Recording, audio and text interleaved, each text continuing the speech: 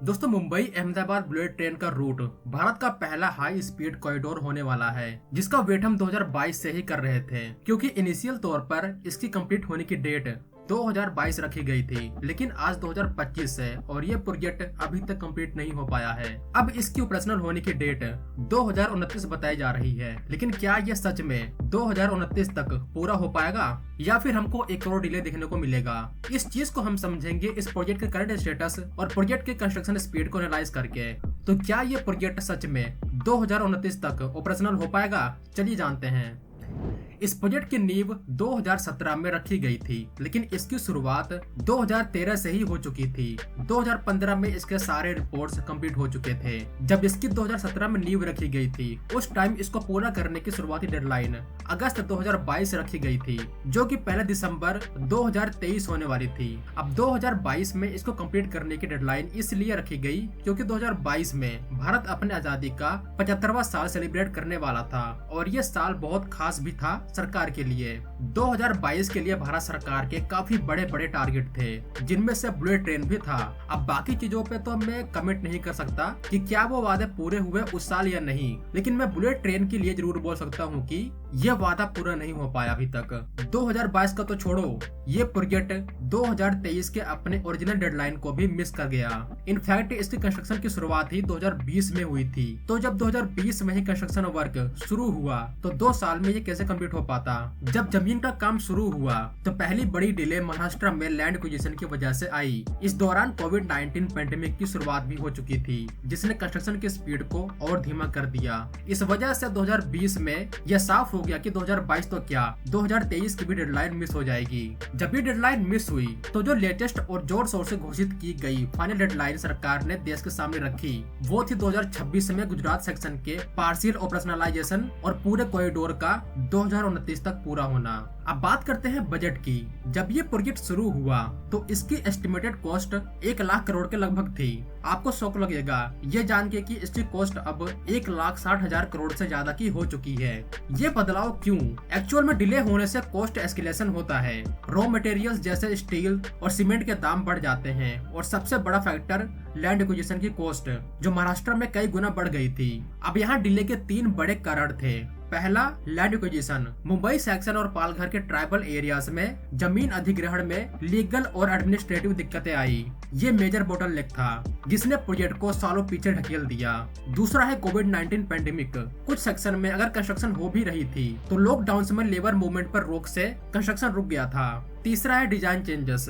Vibration और noise को कम करने के लिए और लोकल कनेक्टिविटी को बेहतर बनाने के लिए वायडक्ट और स्टेशन डिजाइन में भी टाइम टू टाइम बदलाव किए गए, जिसकी वजह से प्रोजेक्ट में डिले देखने को मिला।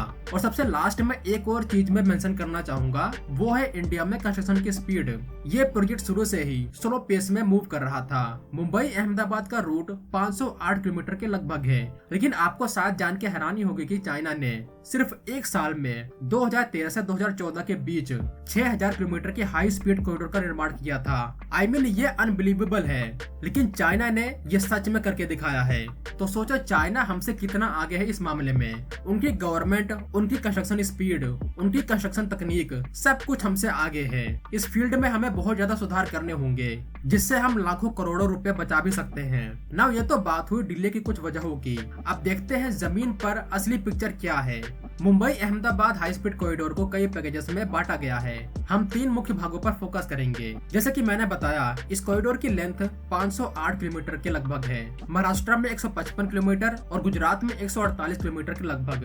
दादर और नगर हवेली में 4.3 किलोमीटर। गुजरात में काम रॉकेट की स्पीड से हुआ है। गुजरात में लगभग 100% जमीन अधिग्रहण पूरा हो चुका है। 348 किलोमीटर में से करीब 290 किलोमीटर से ज्यादा के वायडक्ट्स पर काम तेजी से चल रहा है। पिलर्स खड़े हो चुके हैं और गर्डर्स लॉन्च किए जा रहे हैं। आज के टाइम 100 किलोमीटर से ज्यादा वायडक्ट रेडी हो चुका है। स्टेशंस की बात करें तो गुजरात में बनेंगे वापी, बिलमोरा, सूरत, भरूच, वडोदरा, आनंद, अहमदाबाद और साबरमती। इन सभी स्टेशंस पर कंस्ट्रक्शन शुरू हो चुका है और स्ट्रक्चरल वर्क तेजी से आगे बढ़ रहा है। सूरत में एक मैसिव कास्टिंग यार्ड बनाया गया है, जहां गर्डर्स बनाए जा रहे हैं और फिर लॉन्चिंग गैंट्रीज की मदद से पिलर्स के ऊपर सेट किए जाते हैं। यह प्री कास्टिंग टेक्नोलॉजी काम की स्पीड को बढ़ा रही है। यही चीज चाइना बल्क में करता है। Section B, Dadar and Nagar Haveli. ये छोटा सेक्शन है, सिर्फ 4.3 किलोमीटर का, और इसकी प्रोग्रेस भी गुजरात सेक्शन के साथ ही काफी आगे है। सेक्शन सी, महाराष्ट्र की चुनौती, मुंबई टू वापी बॉर्डर। महाराष्ट्र की कहानी सबसे कॉम्प्लिकेटेड है क्योंकि इस प्रोजेक्ट की मेजर डिले का कारण ही यही सेक्शन है। लैंड एक्विजिशन सबसे बड़ा चैलेंज था। अब लेटेस्ट अपडेट के अनुसार लैंड एक्विजिशन यहाँ भी ऑलमोस्ट पूरा हो चुका है। बांद्रा कुर्ला कॉम्प्लेक्स में जो अंडरग्राउंड स्टेशन बनेगा उसका काम अब शुरू हो चुका है। ये स्टेशन जमीन से नीचे बनेगा और इसकी भी कॉम्प्लेक्स से एक्सकेवेशन और यूटिलिटीज पहुंचाने की जरूरत है। ये मेजर चैलेंज है और सभी सेक्शन में सबसे धीमा है। महाराष्ट्र में 7 किलोमीटर की अंडर सी टनल थाने क्रीक के नीचे और कई माउंटेन टनल्स बनेंगे। अंडर सी टनल के लिए जियो टेक्निकल इन्वेस्टिगेशन और टेंडर फाइनलाइजेशन हो चुका है।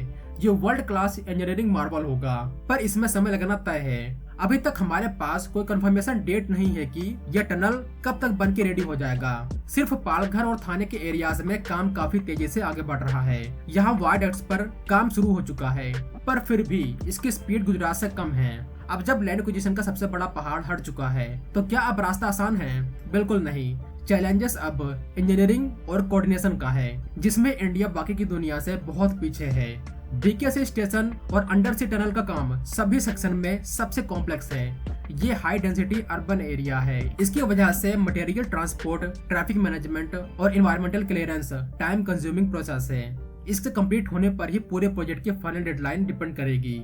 ऐसे मेगा प्रोजेक्ट के लिए हाई स्किल्ड इंजीनियर्स और लेबर्स चाहिए। साथ ही हाई ग्रेड स्टील और प्री कास्ट कंपोनेंट्स की कंटिन्यूअस सप्लाई चेन को मेंटेन करना भी बड़ी जिम्मेदारी है। फंडिंग की बात करें तो Japan international cooperation agency JICA इस प्रोजेक्ट का मेन फंडर है। कॉस्ट एस्केलेशन को मैनेज करना और स्टेट फंडिंग को टाइम पर रिलीज करना एक एडमिनिस्ट्रेटिव चैलेंज बना रहेगा।